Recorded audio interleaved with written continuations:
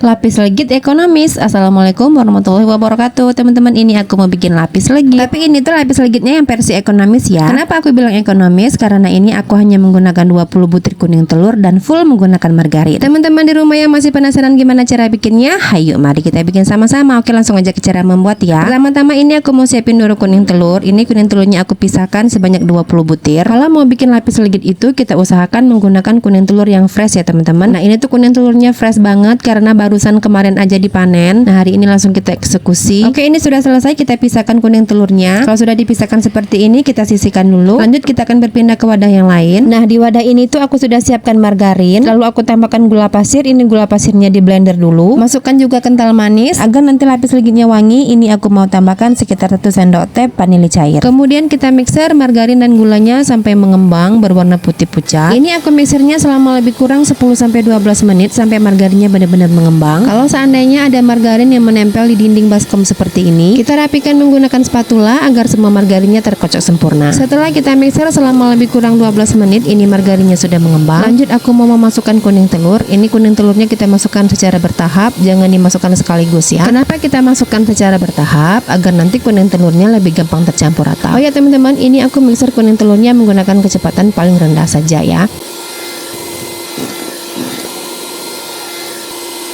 Kalau seandainya teman-teman mau enak lapis legitnya, margarinnya bisa banget diganti dengan butter. Kita mixer kuning telurnya tidak usah terlalu lama. Kalau dirasa kuning telurnya sudah tercampur rata, sudah cukup, kita matikan mixer. Setelah mixer dimatikan, jangan lupa adonan yang menempel di baskom kita rapikan. Nah, kalau sudah rapi seperti ini, lalu kita masukkan bahan kering. Bahan keringnya ada susu bubuk dan tepung terigu. Bahan keringnya sudah masuk, kita mixer lagi sebentar sampai tercampur rata saja. Ini kita mixernya masih menggunakan kecepatan rendah ya. Di mixernya jangan lama-lama, cukup sampai tercampur rata. Nah, kalau sudah rata seperti ini, kita matikan mixer. Untuk memastikan bahwa adonannya sudah benar-benar tercampur rata, ini aku aduk lagi menggunakan spatula. Kita aduk menggunakan spatula pakai teknik aduk balik. Kita aduk sampai bahan keringnya benar-benar tercampur rata. Setelah kita aduk beberapa saat, ini adonannya sudah benar-benar tercampur rata. Kemudian kita sisihkan dulu. Lalu aku mau berpindah ke wadah yang lain. Nah, di wadah ini tuh aku mau mixer putih telur. Masukkan putih telur ke dalam wadah. Kemudian kita akan mixer putih telurnya menggunakan kecepatan rendah dulu sampai putih telurnya sedikit berbusa. Kalau sudah sedikit berbusa seperti ini, lalu kita masukkan gula pasir. Ini gula pasirnya aku masukkan bertahap. Kita mixer lagi sampai busanya agak banyak. Sambil kita naikkan speed mixernya sedikit demi sedikit. Lalu masukkan sisa gula pasir yang tadi. Lanjut kita mixer lagi menggunakan speed paling tinggi. Kita mixer sampai putih telurnya benar-benar mengembang. Setelah kita mixer beberapa saat, ini putih telurnya sudah mengembang, sudah cukup. Ini kita matikan mixer. Kemudian kita akan campurkan adonan margarin dan adonan putih telurnya. Ini putih telurnya aku masukkan secara bertahap agar lebih gampang pada saat diaduk. Sama seperti tadi, kita aduk menggunakan spatula pakai teknik aduk balik. Setelah tercampur rata, lalu kita masukkan lagi sisa adonan putih telur yang tadi. Masih terus berlanjut ini aduk mengaduknya sampai kedua adonan tadi benar-benar tercampur rata. Setelah kita aduk beberapa saat, ini adonannya sudah tercampur. Kalau sudah tercampur rata seperti ini adonannya sudah siap untuk kita oven. Langsung aja ini adonannya mau aku masukkan ke dalam loyang. Loyangnya ini aku pakai ukuran 20x20, tingginya 7 cm. Bagian bawah loyangnya kita olesi dengan margarin, lalu kita timpa dengan kertas roti atau baking paper. Kalau bagian pinggir-pinggirnya tidak usah diolesi dengan margarin ya teman-teman. Setelah adonan diratakan di atas permukaan loyang, lanjut kita akan oven. Untuk layar pertama ini aku oven menggunakan api atas bawah selama lebih kurang 10 menit pada suhu 170 derajat Celcius atau sesuaikan saja dengan oven masing-masing. Setelah layar pertama sudah matang seperti ini, jangan lupa kita tekan-tekan menggunakan alat penekan lapis legit. Tapi sebelumnya alat penekan lapis legitnya kita olesi dulu dengan margarin atau butter agar tidak lengket di permukaan kue. Setelah dioles, lalu kita tekan-tekan ke permukaan lapis yang sudah matang tadi. Setelah selesai kita tekan-tekan, kemudian kita timpa lagi dengan adonan selanjutnya, lalu kita ratakan lagi di atas permukaan loyang. Oh ya teman-teman, ini tuh aku timbang per adonan seberat 100-110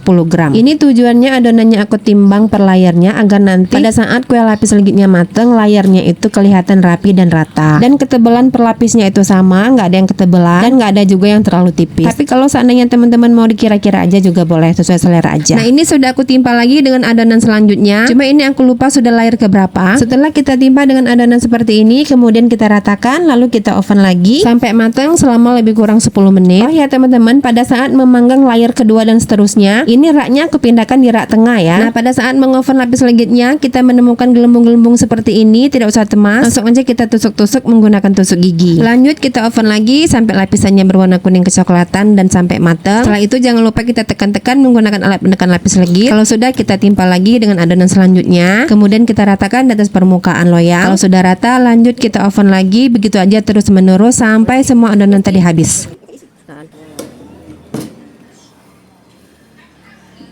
Setelah di oven selama lebih kurang 10 menit, ini sudah matang ya teman-teman. Lanjut aku mau keluarkan. Lalu aku mau tekan-tekan lagi menggunakan alat pendekan lapis legit. Setelah ditekan, kita timpa lagi dengan adonan. Nah, ini adalah adonan yang terakhir ya teman-teman. Kita ratakan lagi di permukaan loyang. Kalau sudah rata, kita oven lagi. Nah, untuk adonan terakhir ini aku oven lagi menggunakan api atas bawah selama lebih kurang 10-15 menit atau sampai matang. 15 menit sudah berlalu, lapis legitnya sudah matang. Langsung aja mau aku keluarkan dari oven. Setelah dikeluarkan, langsung aja permukaan atasnya kita olesi dengan margarin atau butter agar nanti permukaannya jadi cakep, lembab, warnanya juga jadi bagus. Setelah diolesi seperti ini, kita diamkan dulu lapis legitnya sampai dingin. Ini lapis legitnya aku diamkan selama semalaman. Lanjut mau aku keluarkan dari loyang. Oke, ini loyangnya sudah dilepas. Langsung aja aku mau buka baking papernya. Tara, inilah dia penampakan lapis legit ekonomis kita teman-teman. Cuma ini lapis legitnya nggak aku potong-potong ya, karena ini nanti lapis legitnya mau aku kasihkan buat saudara. Kalau teman-teman mau lihat hasil lapis legitnya yang sudah dipotong-potong, teman-teman scroll aja ke bawah, karena resep ini tuh sudah pernah aku share. Sudah lama banget malah aku share-nya, karena lapis legit ini tuh aku bikin tahun kemarin, baru sempat diedit sekarang. Haha.